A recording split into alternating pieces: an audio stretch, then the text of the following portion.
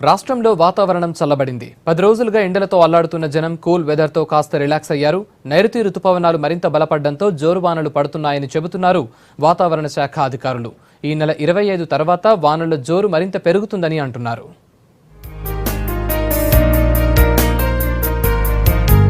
రైతులకు good news చెప్పింది వాతావరణ శాఖ.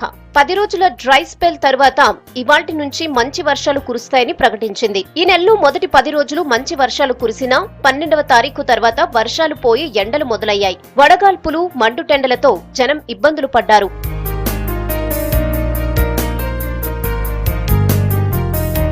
డ్రై స్పెల్ తర్వాత మళ్లీ ఇవాళ రాష్ట్రంలో వాతావరణం చల్లబడింది. ఈ నెలలో 25% ఎక్కువగా వర్షం కురిసినట్లు వాతావరణ అధికారులు చెబుతున్నారు. హైదరాబాద్, కరీంనగర్, రాజన్న సిరిసిల్ల, జగిత్యాల, మల్కాజ్గిరి, మేడ్చల్ జిల్లాల్లో మాత్రమే లోటు వర్షపాతం ఉండగా మిగతా జిల్లాల్లో అధిక వర్షపాతం నమోదైందన్నారు.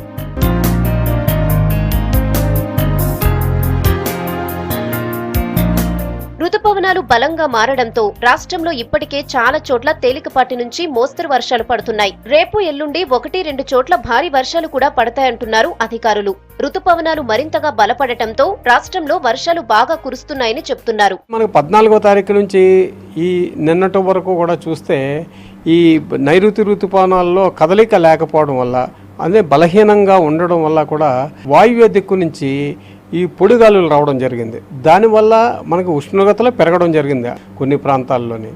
కానీ ఇప్పుడు నిన్నటి నుంచి మనకి తేలికపాటి నుంచి ఒక మోస్తరు వర్షాలు తెలంగాణ రాష్ట్ర వ్యాప్తంగా కూడా కురవడం మొదలైంది. ఇప్పుడు ఉష్ణోగ్రతలు కూడా ఈ 2 నుంచి 3 డిగ్రీల సెంటీగ్రేడ్లు ఉష్ణోగ్రతలు తగ్గడం జరిగిందనమాట.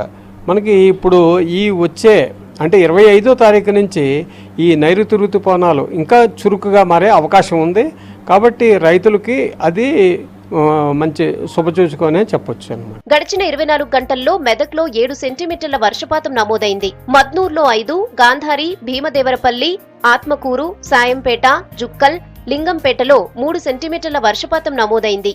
మధ్యాహ్నం నుంచి ఉమ్మడి ఆదిలాబాద్, కరీంనగర్, నిజామాబాద్, నల్లగొండ జిల్లాల్లో జోరు వానలు పడుతున్నాయి.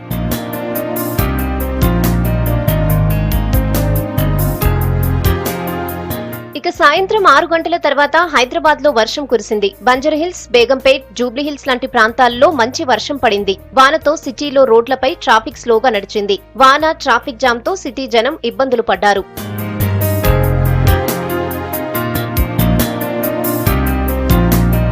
ఉత్తర భారతంలో కూడా వాన బీభత్సం కొనసాగుతోంది. ఉత్తరాఖండ్లో ఈదురుగాలులతో కూడిన వానతో భారీగా ఆస్తి నష్టం జరిగింది.